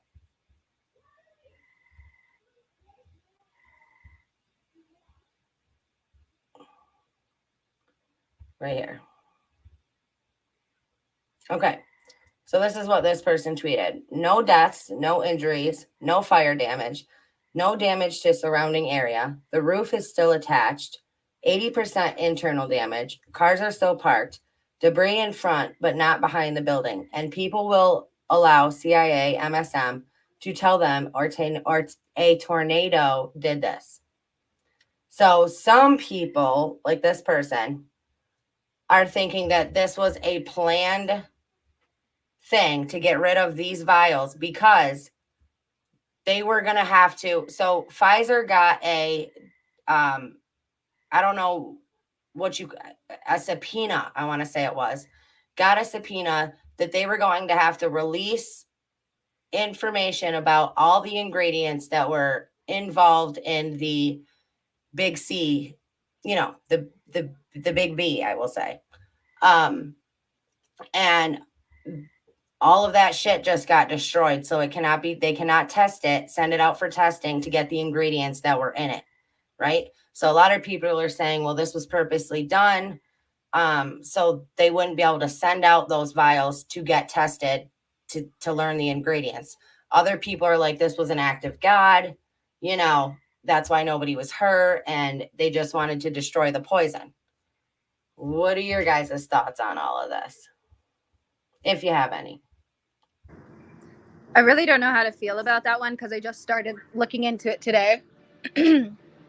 But I mean, if it was to push, if they were trying to push out, poison into the people and, all this stuff, I think it was probably a good thing that was destroyed and it probably was set up, Right. But then I was reading a lot about it that they're saying that that's going to cause us to have a lot of problems with medications and not getting them. Right. And so it's kind of like, okay, well, what kind of crisis are we going to have on our hands? Did this help people, or is this going to make things worse for people who need medicine now? Right. Because that's what I'm saying is, now they're saying, okay, well, there's going to be now a shortage of medicine. Right. They're not telling you what medicine. They're just saying a shortage of medicine. Now, that's what I mean. Was this a planned thing? So not only did we get rid of the evidence, but now we're going to cause a shortage, and then we're going to have to come in and fix that problem. You know what I'm saying? Like that seems to be how these systems work. It's almost like, you remember when we were having, I think it was during COVID, I want to recall it was during COVID. We were having all of those issues with like formula and issues with like food plants being like caught on fire and burned down or being destroyed, is it going to be something similar to that where we have those type of shortages of things that we actually do need? Right. That's my question. I just wonder. I wonder if they do it purposefully, because I felt during the pandemic they were doing this shortage things purposefully. Oh shit, for sure. Like there's no freaking way that all of these places all of a sudden around the same time start going down. Mm-hmm. It's like it's almost like they make it super obvious to us at this point that this is what they're doing to the people. If you've ever, I don't know if you have, but if you've ever looked into Event 201? No, I haven't. Okay. Well, you definitely should. Event 201 was a planned epidemic about a virus that would take over, shut everything down. They literally, it's a real thing. They literally held this summit and went through this whole preparedness thing. They had this whole thing, COVID, was entirely planned to a T, how it would affect travel, how it would affect people, how every single thing. They had it all planned a year before COVID hit. And so, yeah, every single thing was planned. The chain, the shortages, everything. Like they had everything so planned to a T that when I found out about Event 201, I was like, holy shit. Like it was right down to the science. Wow. Yeah, that's insane. Completely planned. It is insane. See, that's why I just don't I don't believe anything that's just put out. Like I don't find a lot of things credible anymore. Right. I'm just like, dude, this is all just a setup. Even down to the weather that we have. Like this pretty much whole entire time in California, it's never cold and raining until May or past May. Once May hits, it's hot and burning and everything like that. It was cold. Yeah. For a very long time. And I'm like, this is not normal for California weather at all. Like I just think even the weather is planned. Oh yeah, yeah, for sure. I believe they manipulate the weather. Absolutely. Like I was just saying to Chad, this has been the worst freaking summer here in New York. And I'm in New York. And I mean, June, July, August. August is usually our hottest month, but June and July, I mean, you're talking, 75 to 95 like weather. And it has been freaking 50s here. It has been cold as shit. And I'm like, It's weird. like it's insane. I'm like I don't global understand. warming my ass. Bro, like it's freezing here. Oh yeah. They're trying to say Yeah. global warming heats up everything, and we're just going to ruin everything and whatnot. But I don't see that's what's happening. It's been Yeah. pretty cold. Yeah. No, I beg to me either. differ. Yep, me too. That's what I said. I was bitching at Chad. I'm like, these freaking idiots. I'm like, global warming. It is 55 degrees here and it's July. Oh yeah. No, they're controlling the weather. They're probably trying to scare us too. Like, oh, the weathers are going to change. Summer's going to become winter, and winter's going to become summer now. Like, Yeah, look what we're doing to our world. Right. Well, that's what I'm saying. The whole climate crisis, they're like, hey, well, we're going to raise your taxes. And if you give us more tax money, we'll be able to, lower the temperature of the world or lower the temperature of the planet by 3 degrees in the next 14 years. And it's like, who are you talking to? Yeah. I mean, you know what I mean? Like, for God's sakes, you can't clean up your cities. You can't do anything, but you're going to lower the earth's temperature by raising our taxes and by taking away our farms, taking away everybody's farmland and shit. Oh, and you know that they're ruining the crops too because they spray the pesticides and all the chemical stuff in the freaking air. Like as if we're stupid and we can't see the stuff coming down, spraying from the planes up in the sky. Oh, it's crazy. Like Yeah. we can see it. We see the mist there coming down. What are you spraying on us? Right. Right. Am I going to wake up sick tomorrow? And then they'll tell us that, that's not real. Those aren't chemicals. But I just actually showed the other day in one of my lives, somebody, I don't know how they got it, but they got a video of this. They were at an airport and right on this, it was a chemtrail plane. And right on the side of the plane, it literally said Weather Modification International Airplane. And it had all the shooters where it shoots out all the chemicals and the spray. And that's what I try, like you can't even grow anything organically unless it's not in the ground. Like if you have raised beds, because the groundwater is just saturated with all this shit that has come down, just like the food, just like, your drinking water. Like it's crazy. Yeah. They're doing it for a reason. I wonder so much. I'm like, are they going to purposely end our world? Are they going to just, kill us all off and that's going to be it? Like we're done, Right. Yep. Like it, I don't know. Yeah. It's completely insane. Yeah. I wonder about the future. I actually just watched Interstellar for the first time yesterday. And oh my God. If you guys haven't watched that, watch that movie. But it put so much into perspective for me on things that could happen. And I was like, is this really happening? Is NASA really doing this? Trying to find another planet? Yeah, it's crazy. Right? Because I mean, to make a movie about it, you would think that that's something that they're doing. We're exploring to go find another planet. Why? What's going to happen to ours? Right. Yep. So, and I think that it's great that they, look into space the way that they do. But I definitely think we should look into our oceans. Oh my God. Me and Chad were just talking about that. Oh. Because I mean, there's so much shit like that you can't. We've never even been to the bottom of the ocean. Like we don't even know what is, and not for nothing. I don't know how everybody feels about UFOs, but there's so many video clips where you see UFOs shooting out of the ocean. Right? Oh yeah. Yeah. So it would not surprise me to find out that there's underwater bases. Oh, definitely. And I think that's why they don't want anybody to go look into our oceans. They don't want us to do the research and they don't want to put the funding and the money because I think they already know some stuff that's there. Right. you know, and I think Yep. that's why, oh, let's distract everybody. Let's look into space and say we could find this other planet, when really there's probably something underwater somewhere, somehow. Right. But that is probably more something that should be something that we should look into more, you know? Oh, for sure. For sure. I believe that. Yeah. I mean, I'm telling you, I'm not even going to lie. When you brought up UFOs, I was like, oh my God, I swear I saw one in the sky yesterday. There was some blue beaming lights out, super crazy. And I watched it just disappear. And I was like, is it a spaceship going like Elon Musk said, or is it a UFO? Right. And yeah, you don't know. I think I've seen a couple of them in the last few years. But, you know, I mean, Chad goes, he was telling me about a dream he had the other day. He goes, you're not gonna believe this.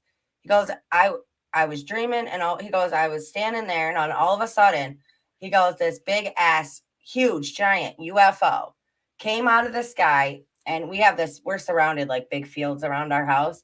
And he goes, it came down over in this big field. And he goes, all of these little aliens, like they were little. He goes, they weren't like big, they were little.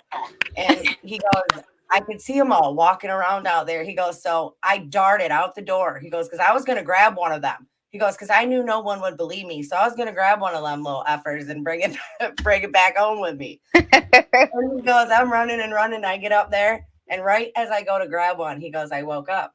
I go, maybe that's a sign, you know? That's like, crazy. Yeah, it's crazy. But that's funny. I was going to go grab one. Yeah. He You goes, know, I heard I go, what were you going to do with that? He's like, I was going to bring it back because I knew no one would believe me. So I'm like, okay. That's a good one. That's smart. That's smart. Yeah.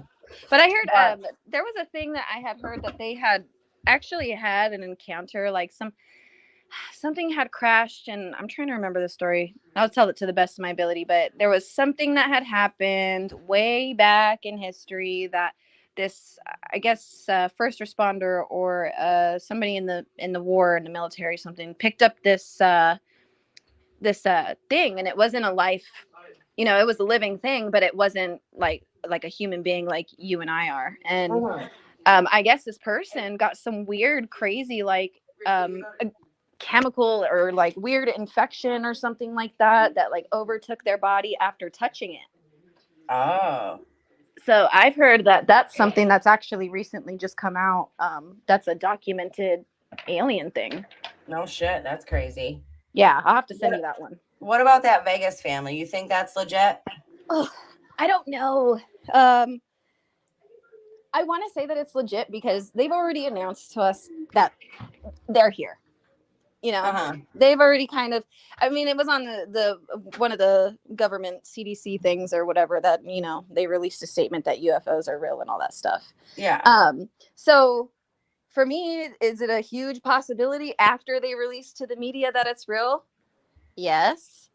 Or could it be more like media stunts to scare us is another question I have. Right. But with that family, it's hard to say because why was the life force interfering with the body cam? Like when the police went back there, were they not there anymore? Like, I don't know the full story, but it seemed believable because they called the police out to it and everything like that. And it seemed like the police had seen something and encountered something. But why not have body cam footage? Why didn't anybody get any video footage? Like, the first thing I would have done was brought out my freaking phone and been like, oh my God. Yeah. I'd be like, nobody's going to believe me. I would have took out my phone before I called the cops. That's the first thing I said. And the guy telling the story said, he's like, you know, he goes, that's what we wanted to do. Wanted to grab our phones. He goes, but we were like, it was like a force. We were like frozen. Like we could not move. And, you know, maybe it was real. You know what I mean? Because right before that had happened, that cop was standing there and he caught a flying object falling out of the sky. And then you heard the big crash. And then they called 911.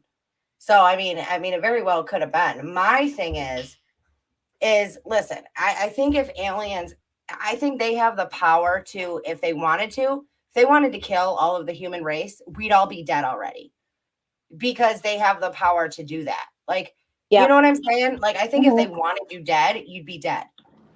So Right.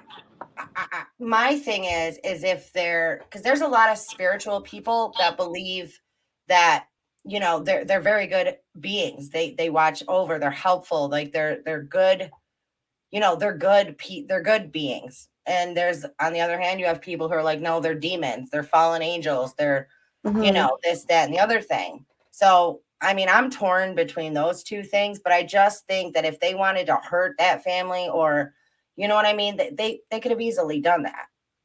You know, And given the technology that they have. Exactly. But see, this is one of my things too, is that I feel like they've probably been here before we were even here. Right. Because personally, to me, I think that they traveled back. You know, I think they came from the future, helped us build our civilizations and things. And that's why there's so many, what are they called? The petroglyphs, or is that what it's called? Oh, yeah, the writings on the petroglyphics. walls. Yep. Yes. Okay, so you're going to tell me there's been way back in those ancient times sightings of them since back then? They were here before us. So Right. I think they came. I think they helped us build our civilization. And I think they're probably here for a bigger purpose than to destroy the human race. That's just my personal opinion. Right. And when you really look at it, like when you think of UFOs, like in all the movies and all the things, it's these big, technological, full of lights, and it you know, it can fly, and it's a space, you know, type things. Like we didn't have that technology way back in the ancient times, you know. Right. So Oh, I don't yeah, know. for I just sure. personally think that's just my opinion. I don't think they're here to hurt us. I think they're probably here to help us. Yeah, that's what I'm leaning towards, because if they wanted to hurt us, they'd have done it already. Like, Yeah, you know what I'm it's saying? true. For sure. Yeah, they would have taken us over already. We'd all be dead. Right, for real. All right, well, so let me see if it'll let. I'm gonna drop her link one more time in the chat for you guys. Give me 1 second. And I'm probably gonna wrap it up here because the kids are waiting for me. It's been 2 hours. But hold on, let me get this. Get her link, drop it in there for you guys. Larissa, I want to thank you for coming on today. Thanks for being here. And it was good. I was glad it really worked out. I think we bounced things off of each other well. I think it worked very well. Yeah, I loved this panel. It's been such a nice panel to be on. It's been very professional. I think that we covered a lot of great topics, so I appreciate you having me on. Oh, no problem. And I just dropped her link in the chat. So if you guys want to, go over and sub to her. I want to thank you guys all for being here. Yeah, just stay strong, stay healthy, stay safe, keep asking those hard questions, and keep spreading that light. Again, Larissa, thank you for coming on. And Larissa is going to be on with us during the Kylie special. Those of you who do not know, I'm doing a 1-year anniversary special for Kylie on August 6th. It will start at 7 p.m. So you guys I already have the live page up for it. So if you guys, you know, don't forget and make sure you come and stop by and see us there. And Larissa, I'll probably talk to you later tonight. Okay, yeah, I figured that we would chat. All right. Thank you. Thank you. Good night, everybody. Yep. Have a good night. You too. All right, you guys. So please hit that like button. Please sub to the channel. If you want to become a member, you know, go ahead and become a member of the family. And please share this video. I'm obviously going to have to go through and edit this a little bit, take out some words, but it is what it is. So I love you guys. Everybody have an awesome night, and I'll see you all later.